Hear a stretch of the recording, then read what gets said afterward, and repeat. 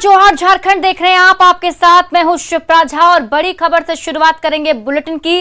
गढ़वा में नगर ऊंटारी थाना क्षेत्र के गरबांध गांव में आपसी विवाद में दो पक्षों में खूनी संघर्ष हुआ है। इस झड़प में एक व्यक्ति की मौत हो गई जबकि 12 लोग गंभीर रूप से घायल हो गए। सभी घायलों का इलाज अनुमंडलीय अस्पताल में चल रहा है। मृतक का नाम महावीर उरांव है। वहीं एक घायल को बेहतर इलाज के लिए सदर अस्पताल रेफर किया गया है। मिली जानकारी के मुताबिक 16 टंकी से निकलने वाले पानी को लेकर ये विवाद हुआ था। मनोज कुजूर और उसके परिवार वालों ने नाली को बंद कर दिया था, जिससे ये पानी मुखिया सोहन उरांव के घर में जाने लगा था। इसी विवाद ने खूनी रूप ले लिया है और दोनों ओर से कुदाल, टांगी और पत्थर से एक दूसरे पर वार किया जाने लगा। एसडीपीओ ने बताया कि पानी के विवाद में मुखिया और उसके चाचा के बीच मारपीट की घटना हुई, जिसमें कई लोग अभी घायल हैं। पूरे मामले की जांच में पुलिस जुट गई है। वहीं पूरे मामले पर मुख्यमंत्री ने भी संज्ञान लिया और डीसी को जांच और दोषियों पर कड़ी कार्रवाई के आदेश दिए हैं। वहाँ के मुखिया सोहन उरांव और उनके चाचा महावीर उरांव के बीच पानी के बहाने को लेकर विवाद हुआ था, जिसमें दोनों पक्ष में मारपीट हुई है। मारपीट में दोनों पक्ष के ओर से लोग घायल हुए हैं और जिनका इलाज अभी नगर अनुमंडल अस्पताल में किया जा रहा है। साथ ही उसमें मारपीट के क्रम में एक व्यक्ति की मृत्यु भी हो गई है, जिसका नाम महावीर उरांव है। इस पर पुलिस आगे की प्रक्रिया कर रही है। जैसे जल है, जल मीनार है, जल मीनार को लेकर मेरे पिताजी बोले कि पानी जाने का रास्ता छोड़ दीजिए। नदी पहले से पानी था तो उन लोग मट्टी भर रहा था, इसी में बोले कि नहीं तुम लोग बड़का बन रहे हो, पानी इधर कहाँ जाएगा, ऐसे से बोल के लोग डायरेक्ट मारपीट करने लगा। इधर दक्षिण साइड में रोड है और उत्तर साइड में नदी था, हम लोग का खेत में ही जाता था।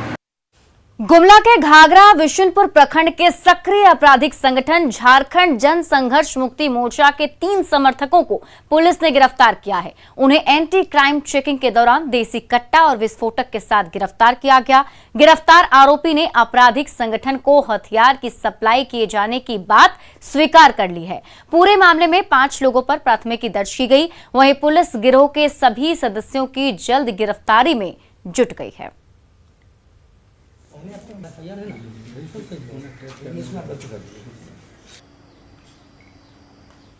धनबाद के बाघमारा में अवैध कोयला का कारोबार लगातार जारी है। यहां पुलिस छापेमारी अभियान चलाकर माफिया पर नकेल कसने में जुटी है, लेकिन स्थानीय स्तर पर थानों की मिलीभगत से कोयले का कारोबार लगातार जारी है। सीनियर अधिकारियों के निर्देश पर भाटडीह ओपी के नागदा जंगल में अवैध कोयला डिपो में छापेमारी की गई।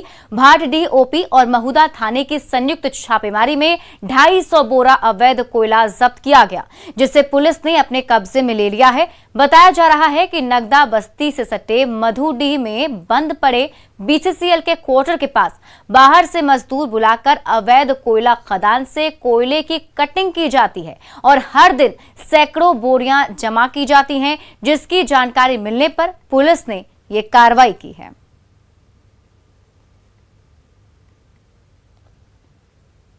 अधिकारी के आदेश के अनुसार नगदा जंगल में छापामारी किया गया, जिसमें अवैध कोयला बोरा में भर कर रखा हुआ है। भाटी को सूचित कर दिया, वो जब्त करके अपना आगे की कार्रवाई करेंगे। किसी की गिरफ्तारी हो सकती? नहीं, किसी की गिरफ्तारी नहीं, कोई नहीं थे। और गुमला के सिसई प्रखंड में आंधी तूफान और बारिश से हुए तबाही का मंजर दिख रहा है। यहाँ आंधी और तेज बारिश से सैकड़ों लोगों के घर क्षतिग्रस्त हो गए, कई घरों के छप्पर उड़ गए हैं। वहीं बारिश और पेड़ गिरने से कई घर बुरी तरह से क्षतिग्रस्त हो गए। तस्वीरें आपके सामने टीवी स्क्रीन पर हैं। ये देखिए, कई जो छत है वो उड़ गए हैं और पूरा का पूरा घर बुरी तरह से क्षतिग्रस्त हो चुका है। पूरे इलाके में सैकड़ों पेड़ भी जड़ से उखड़ गए, जिससे और अधिक नुकसान हुआ है।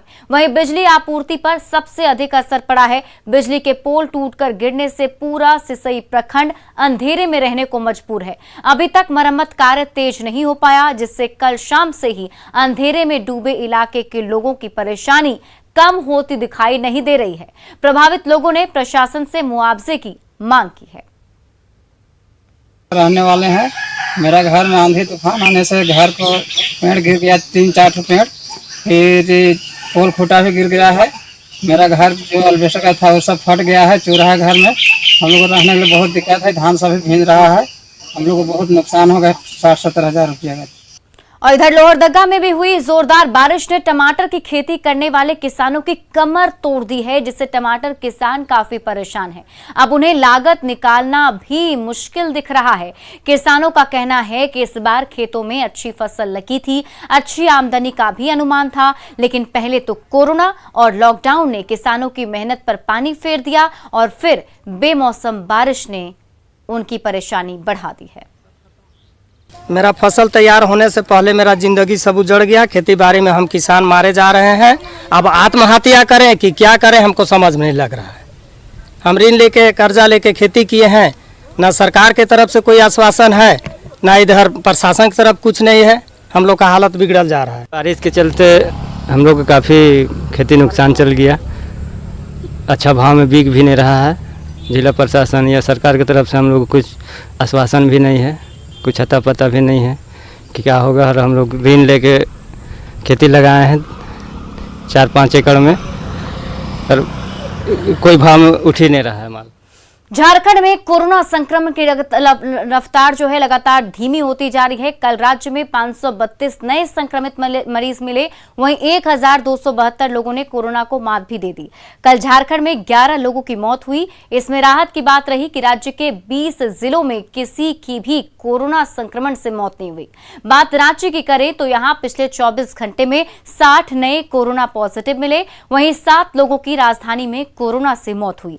संक्रमितों की संख्या कम होने और स्वस्थ होने वालों का आंकड़ा बढ़ने से राज्य में कुल एक्टिव केस की संख्या 7,307 तक पहुंच गई है। वहीं झारखंड का रिकवरी रेट भी 96.36% तक पहुंच गया है, जो देश के रिकवरी रेट से 4% अधिक है। कोरोना पर अनलॉक 1 का आज पहला दिन है। राजधानी रांची में पिछले दिनों की तुलना में लोगों की ज्यादा गतिविधियां नजर आईं। चूंकि रांची, जमशेदपुर, धनबाद, बोकारो और देवघर में 9 जिलों में संक्रमण ज्यादा फैला है, लिहाजा अभी भी राजधानी में सख्ती बरकरार रखी गई है। राजधानी के मुख्य चौराहे अल्बर्ट एक्का चौक पर सुबह से ही पेट्रोलिंग टीम और पीसीआर के जवान तैनात नजर आए। अनलॉक 1 के पहले दिन का जायजा लिया हमारे सहयोगी संजय कुमार सिन्हा ने। राज्य सरकार की जारी नई गाइडलाइंस के तहत आज अनलॉक 1 का पहला दिन है और चूंकि राजधानी रांची की बात करें तो राजधानी रांची में चूंकि संक्रमण ज़्यादा था और रांची समेत कुल 9 जिलों में अभी भी सख्ती बरकरार रखी गई है। हालांकि इसे अनलॉक 1 का नाम दिया गया है, जिसके तहत सुबह 6 बजे से दोपहर 2 बजे तक दुकानें खुली रहेंगी। लेकिन इन दुकानों में भी कपड़े की दुकान, जूते, चप्पल और ज्वेलरी सामान जो सभी दुकानें बंद रहेंगी और इसके अलावा जो आवश्यक दुकानें हैं सभी दुकानों को खोल दिया जाएगा। लेकिन सबसे एक बड़ी बात जो है कि जो अन्य 15 जिले हैं उन तमाम 15 जिलों में सभी दुकानों को खोलने का निर्देश दिया गया है। हालांकि अगर हम बात करें अनलॉक की तो अनलॉक की आप देख सकते हैं कि एक ऐसा शब्द है जिससे सब कुछ खुलने का एक इशारा होता है और लोगों की गतिविधियां भी आज पहले की तुलना में जो लॉकडाउन था बढ़ी हुई नज़र आ रही है। हमारे साथ यहाँ पर अल्बर्ट एक्का चौक पर पुलिस प्रशासन के लोग मौजूद हैं, पेट्रोलिंग टीम पूरी मौजूद है। यहाँ पर जो है क्या कैसे गाइडलाइंस का पालन करवा रहे हैं आप लोग? सरकार का जो आदेश है इस पर हम लोग तत्पर हैं और उन्हीं के आदेश का पालन कर रहे हैं, सबको समझा रहे हैं इस तरह की नहीं होना चाहिए। यहाँ पर जो आम लोग जो गुजर रहे हैं, जहाँ भी इन्हें कोई चूक नज़र आ रही है, पेट्रोलिंग की टीम उन्हें रोक रहे हैं, समझा रहे हैं। सर, यहाँ पर जो गाइडलाइंस का जो पालन किया जा रहा है, आप लोग सुबह से मौजूद हैं, अनलॉक 1 के तहत क्या निर्देश है? वही सरकार का दिशा निर्देश बचा रहे हैं, सख्ती कार्रवाई हो रहा है। अब कुछ भी करना नहीं, वही सरकार को पालन कर रहे हैं दिया हुआ आदेश। बिल्कुल, सरकार के निर्देशों का जो गाइडलाइन के तहत जो निर्देश है उसका पालन हो रहा है। देख रहे हैं कि महिला पुलिसकर्मियों को भी यहाँ तैनात किया गया है और महिला पुलिसकर्मी भी किसी भी स्थिति से निपटने के लिए यहाँ पर तैयार हैं। क्या अनलॉक 1 के तहत जानकारी है? क्या जानकारी? यही कि सभी दुकानें बंद रहेंगे, जेवर दौरात दुकानें बंद रहेंगे और जो छोटे मोटे गाड़ियाँ ये सब चलेंगे। आप क्या करते हैं? हम ई रिक्शा चलाते हैं। रिक्शा चलाते हैं जी। तो आपको क्या निर्देश है? हमारा निर्देश है, चलाने का निर्देश है ई रिक्शा चलाने के लिए। आप देख सकते हैं कि तमाम लोगों को अनलॉक 1 के बारे में जानकारी है, साथ ही जो सख्ती है अभी भी कुल 24 जिलों में 9 जिलों जिसमें रांची भी शामिल है, सख्ती बरकरार है, लेकिन नाम अनलॉक 1 का दिया गया है ताकि चीज़ें धीरे धीरे खुल सकें अगर संक्रमण काबू में हो। कैमरामैन अमित के साथ संजय कुमार सिन्हा, न्यूज़ 18 रांची। और झारखंड में आज से शुरू हुए अनलॉक में 15 जिलों में दोपहर 2 बजे तक सभी दुकानें खोलने की मंजूरी दी गई है। इसमें गोड्डा जिला भी शामिल है, जिसे आज से अनलॉक किया गया। पूरे संथाल परगना में देवघर को छोड़कर सभी जिलों की दुकानें खुल गईं। अनलॉक में गोड्डा के बाजारों में दूसरे दिनों की अपेक्षा अधिक भीड़ दिखाई दी। वहीं भीड़ को कंट्रोल करने के लिए ट्रैफिक पुलिस के जवान भी तैनात दिखे। अधिक जानकारी दे रहे हैं गोड्डा संवाददाता गौरव झा।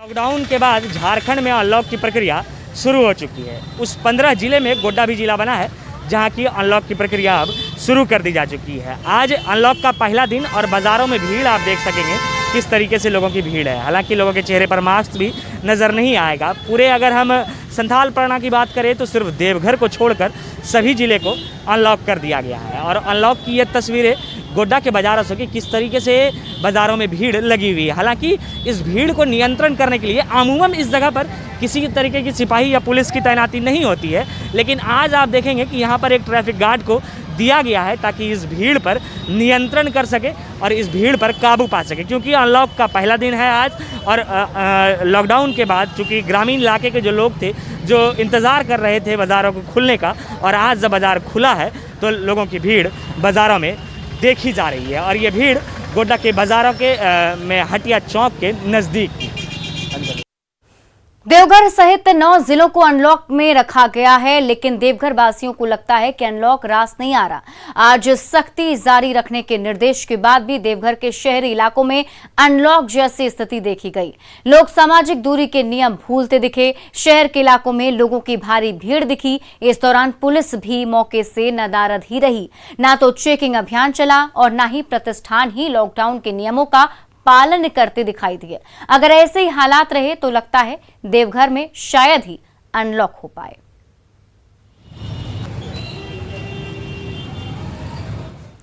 कोरोना की तीसरी लहर की आहट अब हर किसी को डरा रही है। दूसरी लहर का प्रकोप देखकर सरकार हो या फिर स्वास्थ्य विभाग अपनी तैयारियों में जुटा हुआ है। अस्पतालों में ऑक्सीजन की किल्लत फिर से नहीं हो, इसे लेकर विशेष ध्यान दिया जा रहा है।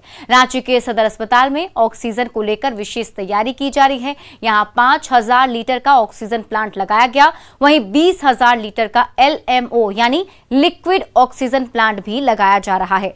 सिंगापुर से आया 20,000 लीटर का ऑक्सीजन टैंक रिफिलिंग के बाद 1 सप्ताह तक लोड संभाल सकता है। रांची सिविल सर्जन ने बताया कि कोरोना की तीसरी लहर में बच्चों पर असर की आशंका को देखते हुए बच्चों के वार्ड को भी पूरी तरह से तैयार किया जा रहा है।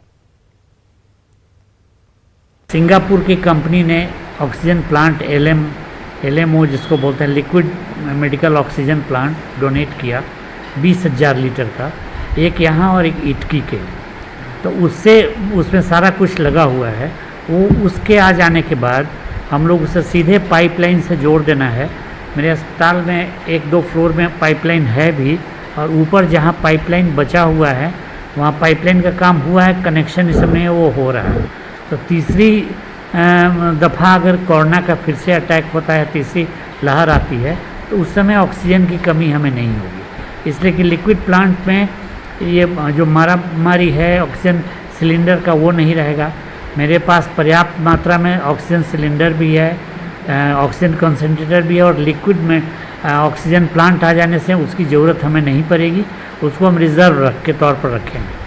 खबर धनबाद से है, जहां के झरिया में स्वास्थ्य सुरक्षा सप्ताह का पालन कराने सड़कों पर उतरी उड़न दस्ता टीम ने बिना मास्क के सड़कों पर घूम रहे लोगों को पकड़कर पहले मुर्गा बनवाया, इसके बाद दौड़ भी लगवाई। साथ ही बाद में लोगों को समझाकर छोड़ दिया गया। आपको बता दें कि कोरोना संक्रमण की चेन को तोड़ने के लिए पुलिस सड़कों पर बेवजह घूम रहे लोगों को दंडित कर रही है।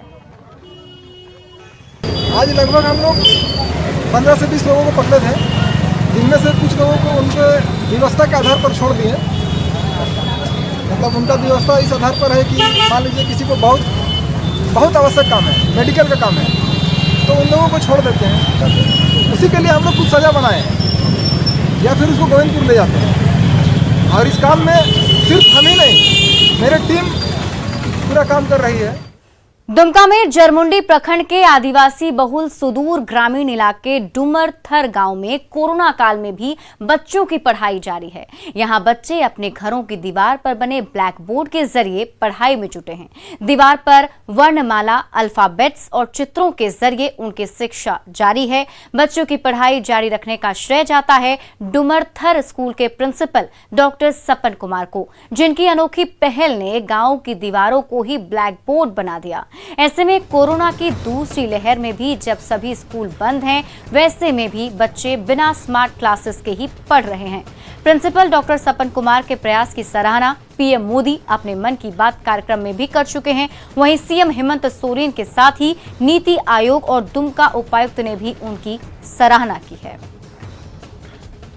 दूसरा जो लहर आया, ये काफ़ी भयावह स्थिति थी। हम बच्चों को उसके द्वार पर आकर के शिक्षकों के साथ में, उसके साथ में अटैचमेंट के साथ में पढ़ाना संभव नहीं था। लेकिन हमारा जो इनिशिएटिव है कि बच्चे खुद यहाँ पढ़ सकते हैं, बच्चों के लिए कोई टाइम नहीं है कि किस समय बेटा अब तुमको पढ़ना है, कब तुमको स्कूल में आना है। इसके लिए ये स्वतंत्र है कि जब उसको मन होता है, बच्चे अपने घर के गली में अपने द्वार पर वो आता है।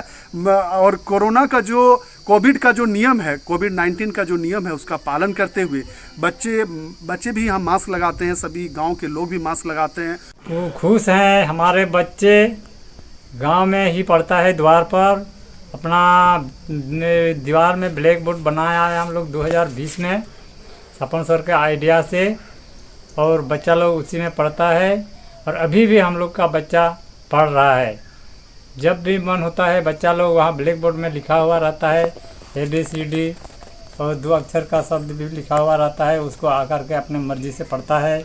सिमडेगा में बैंक सखी के जरिए अब ग्रामीण इलाकों तक बैंकिंग सुविधा पहुंच रही है। गांव में रहने वाले लोगों के लिए सरकारी योजनाओं के तहत मिल रही मदद की राशि भी निकालने के लिए बैंक जाना पहाड़ की तरह लगता है। ऐसे में बैंक दीदी गांव-गांव और घर-घर पहुंचकर जरूरतमंदों तक पैसे पहुंचाती हैं। आधार नंबर के साथ जुड़कर पेमेंट सिस्टम के जरिए लोगों का काम तुरंत हो जाता है। इसके जरिए पहाड़ी और दुर्गम इलाकों तक भी बैंकिंग सुविधा पहुंच पाती है। लोगों तक सुविधा पहुंचाने में खुशी मिलती है। लोगों को जो लोग आने में जिनको दिक्कत होता है उनको घर जाके पैसा दिया जाता है। जो बुजुर्ग आने में असमर्थ है, जो बुजुर्ग, हाँ, जो चलने फिरने में जिनको दिक्कत होता है उनके लिए ये सुविधा अच्छा है।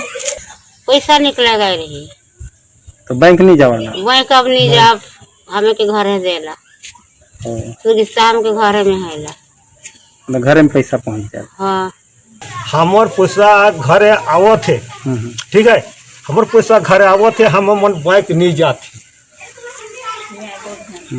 हमें सुविधा है, घर में पैसा मिलता है हमें, ठीक है।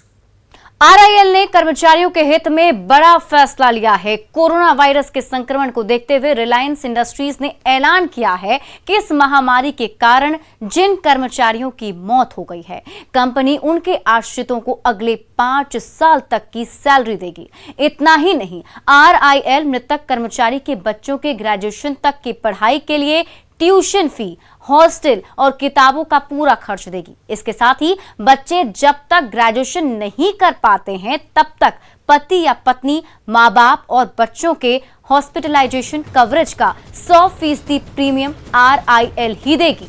इसके अलावा जिन कर्मचारियों को कोरोना वायरस हुआ या उनके परिवार में किसी को संक्रमण हुआ, वे शारीरिक और मानसिक रिकवरी होने तक कोविड-19 लीव ले सकते हैं। रिलायंस फाउंडेशन की चेयरपर्सन नीता अंबानी ने कहा कि जो कर्मचारी पेरोल पर नहीं हैं, उनके परिवार की मदद के लिए 10 लाख रुपए दिए जाएंगे। रिलायंस फाउंडेशन की ओर से ये रकम उन्हें दी जाएगी। और देश भर में कोरोना टीकाकरण अभियान रफ्तार से चल रहा है। टीके के लिए लोग प्रोत्साहित हों, इसके लिए जगह जगह पर अलग अलग तरीके से वैक्सीन ड्राइव चलाए जा रहे हैं। उत्तर प्रदेश में मैनपुरी की तहसील सफई में ऐसी ही एक अनूठी वैक्सीन ड्राइव शुरू की गई है।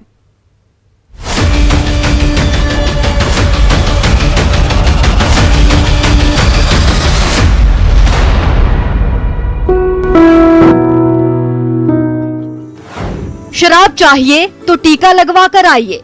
सैफई में एसडीएम की वैक्सीन ड्राइव। टीके के प्रमाण पर ही शराब बिक्री, क्योंकि टीका है संजीवनी।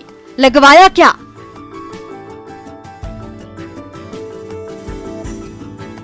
कोरोना महामारी से बचने में कोरोना टीका सबसे अचूक और कारगर उपाय है। कोरोना टीका लेने वाले को भी बचाता है और ये संक्रमण फैलने के खतरे को भी कम करता है। इसलिए जरूरी है कि जल्दी से जल्दी लोगों का टीकाकरण हो। यही वजह है कि उत्तर प्रदेश के मैनपुरी के तहसील सैफई में कोरोना टीकाकरण के लिए अनूठी ड्राइव शुरू की गई। टीका लगवा के उनको शराब की बिक्री की जाए और जो नहीं लगवा के उनको न दी जाए और सबसे बोला जाए कि टीका लगवा के आओ। बिल्कुल सही सुना आपने। यहाँ अगर शराब चाहिए तो आपको टीका लगवा लेने का प्रमाण पत्र दिखाना होगा। एसडीएम हेम सिंह ने सैफई तहसील के गांव में कोरोना टीकाकरण को तेज करने के लिए इस अभियान को शुरू किया, जो सफल भी हो रहा है। वैक्सीन जो कार्ड दिखाएगा उसको ही शराब वितरित की जाएगी। कोरोना की दूसरी लहर के बीच अब तक 21 करोड़ 60 लाख से ज्यादा कोरोना टीके की डोज लोगों को दी जा चुकी है। ज्यादा से ज्यादा लोग कोरोना टीका लगवाएं, इसके लिए सरकार के साथ प्रशासन और नेटवर्क 18 सरीखे संगठन अपने स्तर पर कई तरह के वैक्सीन ड्राइव चला रहे हैं। सैफई एसडीएम की वैक्सीन ड्राइव को लेकर ये पहल अनूठी और सराहनीय है, क्योंकि कोरोना टीका ही है संजीवनी। जरूर लगवाएं। Bureau report, news 18 network.